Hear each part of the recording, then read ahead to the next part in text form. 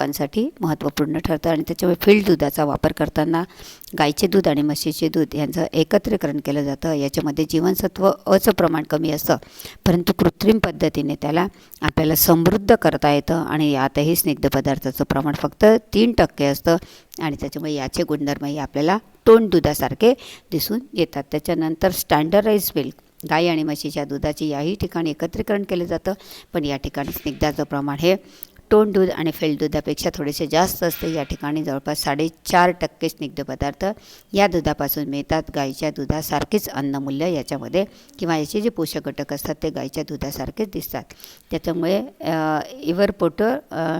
इव्हापोरेटेड दूध आहे ना, म्हणजे दुधाला एक विशिष्ट तापमानावर उकळलं जातं, गरम केलं जातं, नंतर ते थंड करून या प्रकारचं दूध तयार केलं जातं. दुधाला साधारणपणे 2400 ते 2500 फॅरनहाईट उष्णतामानावर 15 मिनटं गरम केलं जातं आणि नंतर मग ते थंड करून या प्रकारचं दूध तयार केलं जातं. या उकळण्याच्या प्रक्रियेमुळे काय होतात की त्यातले जीवनसत्व हे नाश पावतात. जीवनसत्व त्याच्यामध्ये प्रकारचं आहे, पण तेही आपण गरम केल्यामुळे ते नाश पावतं आणि त्याच्यामुळे यामध्ये या दुधापासून जीवनसत्व सोडून इतर पोषक घटक मात्र बऱ्या प्रमाणामध्ये मिळतात. दुधात तेवढेच पाणी घालून वापरल्या जातं. म्हणजे हे दूध गरम केल्यामुळे घट्ट होतं आणि वापरताना 1 कप दूध असेल तर 1 कप पाणी घालून ते वापरलं तर त्याचा जास्त चांगल्या प्रकारचा फायदा होऊ शकतो. त्याच्यानंतर ड्राईड मिल्क आहे ना, म्हणजे दूध पावडर ज्याला आपण म्हणतो, रोलरमध्ये किंवा ड्रममध्ये हे दूध काय केलं जातं, वाळवलं जातं आणि त्याचा पावडर तयार केला जातो आणि हा पावडर मग आपण पॅकेटच्या स्वरूपामध्ये बाजारात मिळतो. जेव्हा आपल्याला त्याची आवश्यकता असते दुधाची, तेव्हा हा पावडर कोमट पाण्यामध्ये थंड पाण्यामध्ये मिक्स करून जर तुम्ही गरम पाण्यामध्ये जर तो ओतला तर त्यापासून तुम्हाला दुधासारखं दूध तयार करता येतं. याचंही अन्नमूल्य किंवा याच्यातही पोषक घटक हे गाईच्या दुधा इतकेच असतात. त्याच्यामुळे सर्वसाधारणपणे स्कीम मिल्क सोडल्यानंतर तोंड दूध, फील्ड दूध, स्टँडर्ड दूध, इव्हापोरेटेड दूध आणि ड्राईड मिल्क या सगळ्यांमध्ये असलेले पोषक घटक हे साधारणपणे गाईच्या दुधासारखे असतात. म्हणजे गाईच्या दुधाला पर्याय म्हणून आपल्याला या सगळ्या प्रकारच्या दुधाचा वापर करता येतो. त्याच्यानंतर दुधाला विरजण घातल्यानंतर लॅक्टोबॅसिलिस या जीवाणूंची प्रक्रिया होऊन त्यापासून दही तयार होते. पण हे लॅक्टोबॅसिलिस असतात ते हे जीवाणू आपल्या शरीराला अपायकारक नसतात, तर ते उलट आपल्या शरीराला काय करतात, फायदा देतात किंवा आपल्या शरीरामध्ये काय म्हणतात, चांगल्या प्रकारच्या पोषक घटकांचा पुरवठा करतात आणि त्याच्यामुळे हे जीवाणू जरी असले तरी ते आपल्याला काय करतात, पोषणाचं कार्य करत असतात. या दह्याला जर आपण रवीने घुसळलं तर त्यापासून काय तयार होते, ताक तयार होते. ताकेचा वापर आपण मठ्ठा किंवा मीठ टाकून किंवा अद्रक साखर टाकून आपण त्याची काय म्हणतात, मसाल्याची ताक तयार करू शकतो, ज्याला मराठीत मठ्ठा म्हणतात. तर अशा प्रकारचे किंवा या ताकाचा कढी वगैरेसाठी पण उपयोग केला जातो. उन्हाळ्यामध्ये नुसतं ताक मीठ टाकून थंड ताक पिलं जातं. हे आपल्या आरोग्याला कसं असतं, फायदेशीर ठरत असतं आणि त्याच्यामुळे दह्यापासून ताक तयार केलं जातं. दही घुसळल्यानंतर त्यापासून लोणी तयार होतं.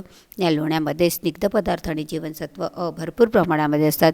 साधारणपणे 100 ग्रॅम लोण्यामध्ये 82% स्निग्ध पदार्थ असून जीवनसत्व हे 3500 इंटरनॅशनल युनिट इतक्या प्रमाणामध्ये असल्यामुळे जीवनसत्व साठी लोण्याचा वापर केला जातो. लोण्याला थोडासा पिवळसर रंग असतो.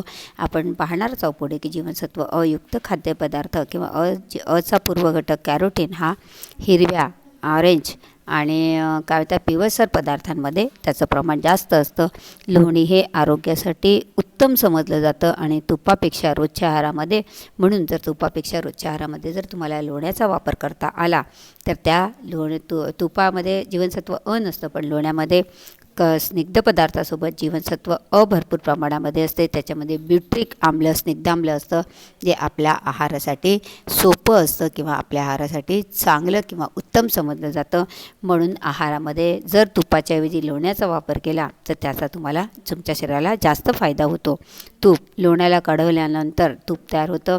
100 ग्रॅम तुपामध्ये 200 IU इंटरनॅशनल युनिट जीवनसत्व आढळून येते. तुपाला सुगंध येण्याचं कारण तुपामध्ये असलेले स्निग्धाम्ल यांचं काय होतं, विघटन होतं. त्यांची एक छोटी शृंखला तयार होते. त्यामुळे दूध जेव्हा आपण लोणी जेव्हा तापायला ठेवतात तेव्हा एक वेगळ्या प्रकारचा सुगंध वातावरणात दळवतो. तो सुगंध या स्निग्धाम्लाच्या लघुशृंखलेमुळे तयार होत असतो. त्याला दुधाला जर आटवलं तर त्यापासून खवा तयार करता येतो आणि त्याचप्रमाणे दुधाला आंबट पदार्थ टाकून त्याला फाडलं जातं, त्यापासून पनीर केलं जातं. वेगवेगळ्या प्रकारचे प्रोसिजर करून त्याच्यापासून चीज, मार्जरीन अशा वेगवेगळ्या प्रकारचे पदार्थ तयार केले जातात. त्यामध्ये थोड्याफार प्रमाणामध्ये दुधाचे घटक कमी जास्त प्रमाणामध्ये दिसून येतात आणि हे दुधातले पोषक घटक कमी जास्त होण्याचं कारण काय की हे पदार्थ तयार करताना वेगवेगळ्या प्रकारच्या मशिनरीचा, रासायनिक पद्धतीचा उपयोग केला जातो आणि यांचा त्याच्यावर प्रभाव पडल्यामुळे यातील पोषक घटकांमध्ये आपल्याला थोडीफार तफावत दिसून येते आणि त्याच्यामुळे दूध आणि दुधाचे पदार्थ हे प्रथिनांचा एक उत्तम सोर्स म्हणून जर तुम्ही त्याचा वापर केला तर तुम्हाला निश्चित चांगल्या दर्जाची प्रथिनं मिळतील आणि आपला जो शाकाहार आहे किंवा आपल्या आहारामधील जे कर्बोदकयुक्त पदार्थ आहे त्याचा दर्जा वाढवण्यासाठी दूध काय करतं, तुम्हाला मदत करतं आणि त्याच्यामुळे दूध आणि दुधाचे पदार्थ जर तुम्ही आहारात घेतले तर तुम्हाला चांगल्या प्रकारचे पोषक घटक हे प्राप्त होऊ शकतात. या ठिकाणी आपण थांबूया. हे पहिला पोषक घटक आपण पाहिला. आता उद्याच्या तासिकेला आपण डाळी आणि कडधान्य यांचा जसा आपण कर्बोदकामध्ये आपण अभ्यास केला होता, आता आपण या ठिकाणी प्रथिनांच्या दृष्टिकोनातून या डाळी आणि कडधान्यांचा अभ्यास करणार आहे. तर आपण पुढच्या तासिकेला त्याचा अभ्यास करूया. या ठिकाणी आपण थांबूया. घरी राहा, सुरक्षित राहा, पण मात्र अभ्यास नियमित करा.